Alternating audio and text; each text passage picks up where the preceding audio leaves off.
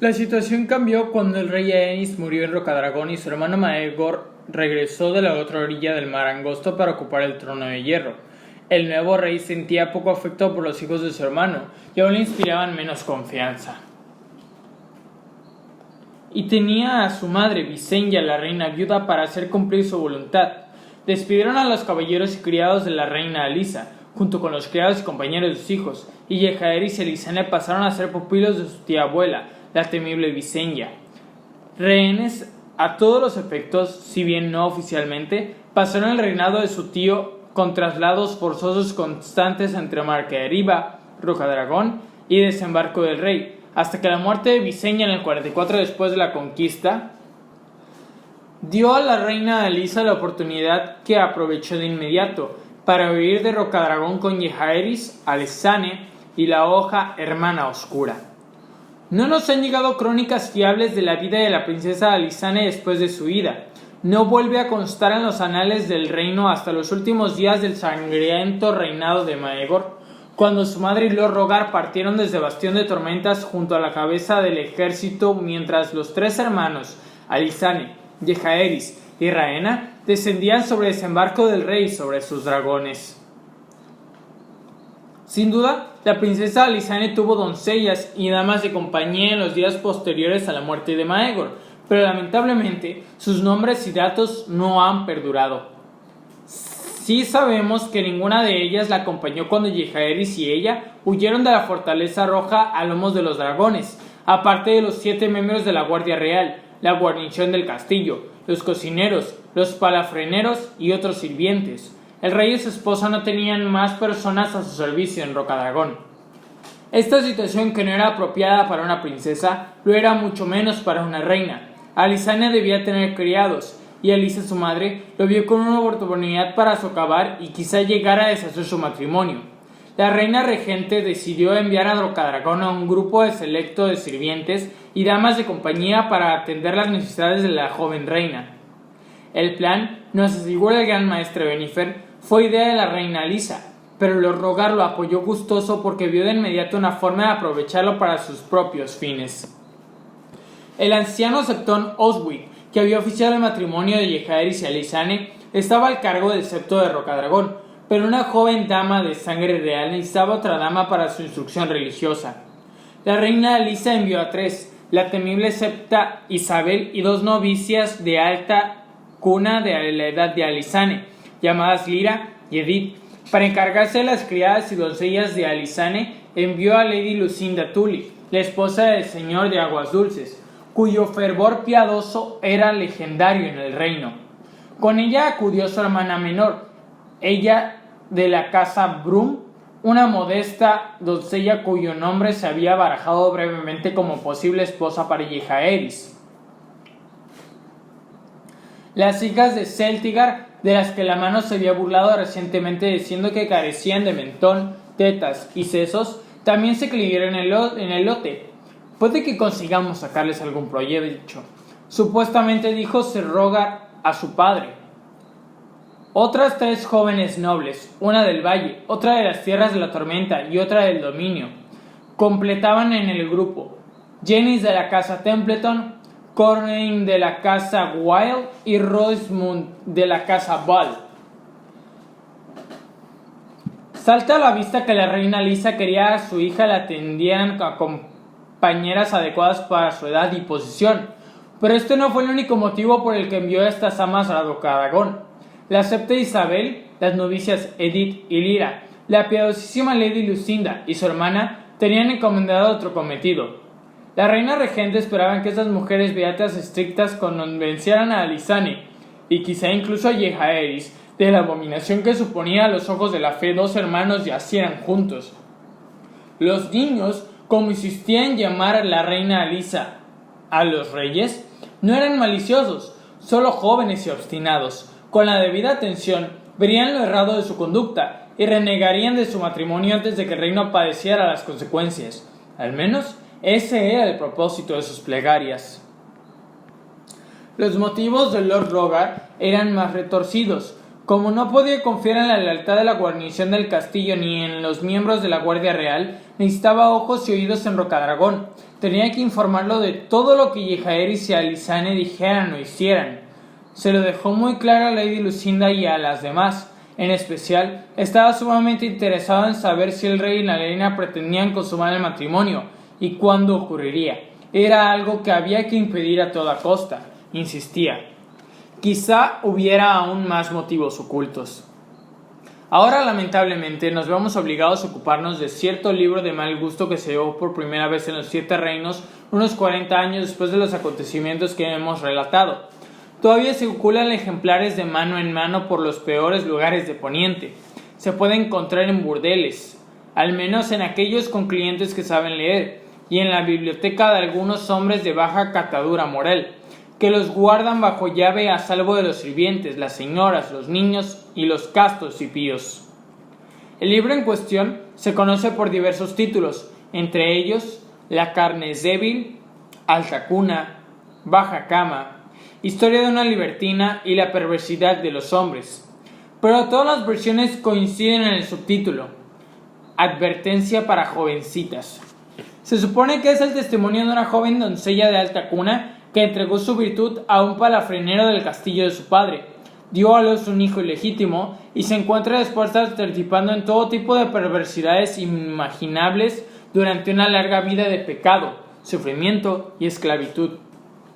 Si el relato es cierto, aunque hay fragmentos que harían desconfiar al más crédulo, durante el transcurso de su vida, la autora fue una doncella de una reina, amante de un joven caballero, vivandera en las tierras de la discordia de Esos, criada en Mir, titiritera en Tirosh, juguete de una reina corsaria de las islas Basilisco, esclava en la antigua Volantis, donde la tatuaron, perforaron y anillaron, doncella de un hechicero en Kartin y por último, regente de una casa de placer de Lis, antes de volver a Antigua y a la fe en última instancia.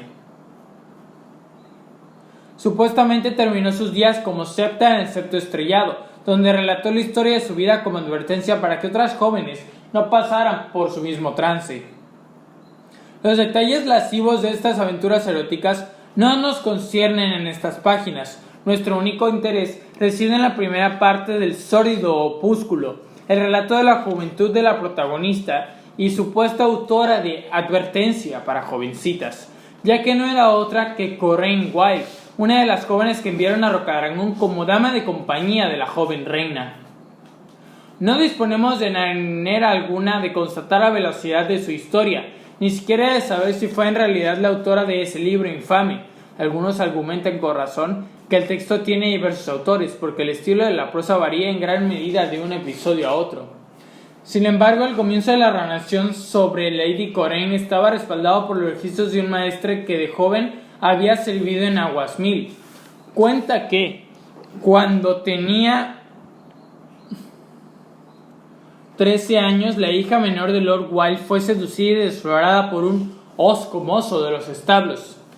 En Advertencia para jovencitas, se describe a este mozo como un joven apuesto de su misma edad, pero el relato del maestre difiere y presenta al seductor como un sinvergüenza picado de viruelas de unos 30 años, del que solo destacaba un miembro viril del grosor de los sementales. Fuera de cual fuera la verdad, al hosco mozo lo castraron y lo enviaron al muro en cuanto se descubrió lo que había hecho, mientras que Lady Coraine le encerraron en sus aposentos, donde dio a luz a su hijo ilegítimo. Al poco de nacer lo mandaron a Bastión de Tormentas, donde lo adoptaron un mayordomo del castillo y su mujer, que era estéril. El bastardo nació en el 48 después de la conquista, según los escritos del maestre. A partir de entonces, vigilaron muy de cerca a Lady Coraine, y más allá de la muralla de Aguasmil, muy pocos estaban al tanto de su desgracia. Cuando llegó un cuervo con la solicitud que acudiera a desembarco del rey, su señora madre le dejó muy claro que no debía hablar a nadie de su hijo ni de su pecado. En la fortaleza roja te tomarán por doncella. De camino a la ciudad, donde la acompañaba su padre y su hermano, se detuvieron a pasar la noche en una posada, al sur de la bahía de Aguas Negras, junto al desembarcadero. Allí se encontró con un gran señor que aguardaba su llegada. Y aquí se complica el relato, porque la identidad del hombre de la taberna no está clara, ni siquiera entre aquellos que admiten que puede encontrarse un eco de hechos reales en Advertencia para Jovencitas. Durante años y siglos, a medida que el libro se copiaba una y otra vez, se realizaron muchos cambios y enmiendas en el texto. Los maestres copistas de la Ciudadela recibieron una formación muy estricta para reproducir los originales palabra por palabra, pero hay muchos pocos escribas en el mundo que sean tan disciplinados. Estos septones, septas y hermanas sagradas eliminan o alteran los pasajes que les parecen ofensivos, obscenos o teológicamente erróneos a medida que copian e iluminan los libros de la fe. Como prácticamente todo el contenido de Advertencia para Jovencitas es obsceno, probablemente no transcribieron maestres, septones ni septas, dado que tenemos conocimiento de cientos de ejemplares, aunque Baelor el Santo quemó otros tantos. Los escribas encargados de copiarlo fueron probablemente septones expulsados de la fe por beber, robar o fornicar, estudiados fracasados de las ciudadelas sin cadena, plumas contratadas en las ciudades libres, y titireteros, los peores de todos. A falta del rigor de los maestres, estos escribas se tomaban en muchas ocasiones la libertad de mejorar los textos que copiaban. Los titiriteros en concreto son muy dados a esta práctica. En el caso de Advertencia para Jovencitas, tales mejoras consistían principalmente en añadir episodios de depravación y modificar ya los escritos para que fueran más sórdidos y lascivos. Con los años, a medida que sucedían las modificaciones, cada vez era más difícil distinguir el texto original, hasta el punto que ni siquiera los maestros de la Ciudadela llegaban a un acuerdo sobre el título del libro, como se ha mencionado anteriormente. La identidad del hombre que se reunió con Corain Wilde en la posada del embarcadero, si es que en verdad se produjo ese encuentro, es otra cuestión controvertida. Los ejemplares titulados La carne es débil y Alta cuna, baja cama, que suelen ser las versiones más antiguas y breves, se dice que el hombre de la posada era Sir Boris Baratheon, el mayor de los 4 hermanos de Lord Rogar. En Historia de una libertina y la perversidad de los hombres, se la trata de Lord Rogar en persona. Sin embargo, todas las versiones coinciden en lo que sucedió a continuación. El señor manda salir al padre y al hermano, y ordena a Lady Corain que se desnude para examinarla. Me recorrió todo el cuerpo con las manos, escribe, y me hizo girar de un lado y de otro, e inclinarme, estirarme y abrirme de piernas, sin dejar de mirarme en ningún momento, hasta que por fin quedó satisfecho. Fue entonces cuando el hombre reveló el motivo de que la hubieran convocado a desembarco del rey. Iban a enviarla a Rocadragón, haciéndola pasar por doncella, para servir como una de las damas de compañía de la reina Alisane, pero cuando estuviera allí tenía que utilizar su cuerpo y artimañas para llevarse al rey al lecho. Seguro que Jaehaerys no ha conocido a una mujer y está muy enamorado de su hermana, dijo supuestamente ese hombre. Pero Alisane es una niña y vos sos una mujer y que cualquiera desearía. En cuanto su alteza pruebe vuestros encantos, entrará en razón y se olvidará de este matrimonio absurdo. Puede que incluso decida manteneros luego, quién sabe. Por supuesto, el matrimonio es impensable, pero tendríais joyas, criados y cualquier cosa que desearais. Ser la calientacamas del rey tiene sus buenas ventajas. Si Alisane os descubre juntos en el lecho, tanto mejor. Es muy orgullosa y abandonaría de inmediato a un esposo infiel. Y si volvierais a quedaros encinta, vuestro vástago y vos recibiríais todo tipo de atenciones, y vuestros padres serían ampliamente recompensados por vuestro servicio a la corona. Algunos ejemplares de Historia de una libertina incluyen un episodio adicional, con un encuentro amoroso en el que Lord Rogar en persona tiene trato carnal con la joven durante toda la noche. Pero es casi seguro que se trata de un añadido de un escriba lascivo o un alcahuete depravado. ¿Hasta qué punto podemos fiarnos de este relato? Después del tiempo transcurrido, cuando los protagonistas de los acontecimientos que se narran murieron hace tanto, no hay manera de comprobar que tuviera lugar el encuentro junto al embarcadero, y si es cierto que algún Baratheon se reunió en privado con Corain Wilde antes de que llegara a desembarco del rey, no podemos saber qué le dijo. Quizás simplemente le instruyó en sus deberes como espía delatadora, como habían instruido al resto de las jóvenes. El archimaestre Cray, en sus escritos de la ciudadela de los últimos años del extenso reinado del rey Jaehaerys, sostenía que el pasaje de la posada era una torpe intentona de calumniar a Lord Rogar y mancillar su nombre, y llegaba hasta el punto de atribuir el embuste a Sir Boris Baratheon, que solía discutir muy acaloradamente con su hermano en los últimos años de su vida. Otros eruditos, entre los que se encuentra el maestre Riven, el mayor experto de la ciudadela en textos censurados, prohibidos, fraudulentos y obscenos, no le daba mayor importancia a cualquier otro relato de los que sirven para alimentar la lascivia de los jóvenes, los bastardos, las prostitutas y los hombres que disfrutan de sus favores. Entre la plebe, escribió Riven, siempre hay hombres lascivos que se deleitan con las narraciones sobre grandes señores y nobles caballeros que se pervierten a doncellas, ya que los afirman en su creencia de que sus superiores son tan lujuriosos como ellos. Es posible aún así, hay ciertos hechos que sabemos que son ciertos y que podrían ayudarnos a alcanzar conclusiones. Sabemos que la hija menor de Morrigan Wild, señor de Aguasmill, fue desflorada a una corta edad y dio a luz a un hijo ilegítimo. Podemos suponer razonablemente que Lord Rogar conocía su situación, no solo porque el padre de la joven era su vasallo, sino también porque dio empleo al bastardo en su servidumbre. Sabemos que Corain Wild estaba entre las doncellas que enviaron a Rocadragón y como damas de compañía de la reina Lysane, elección un tanto curiosa y singular, si iba a limitarse a acompañar a la reina. Había muchas otras jóvenes de noble cuna y de edad adecuada, con la virginidad intacta y una virtud intachable.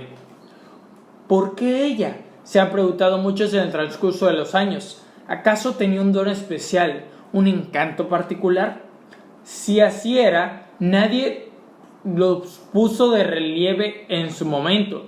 ¿Podría ser que Lord Rogar o la reina Lys estuvieran en deuda con su señor padre o su señora madre por algún favor o intención del pasado? No consta en ningún registro. Jamás se ha ofrecido ninguna explicación lógica para la elección de Corain Wild, excepto la respuesta simple y desagradable que nos da advertencia para jovencitas. No le enviaron a Rocadragón para Lysane, sino para Jaehaerys.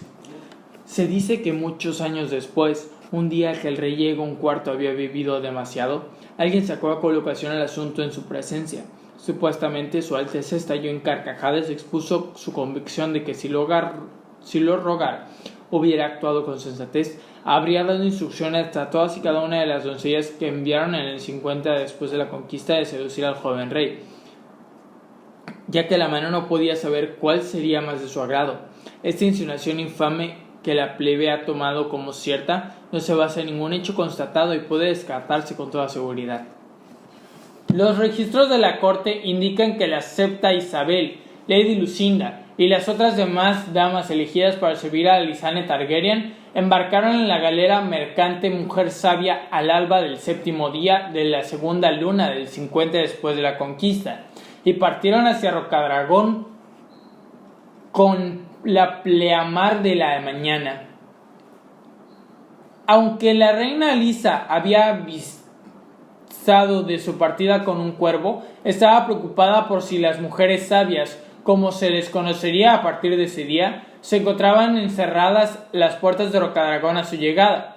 Se trataba de tumores infundados, ya que la joven reina y los hombres de la Guardia Real las esperaban en el puerto cuando desembarcaron, y Lysane la recibió con todas una amplia sonrisa y regalos.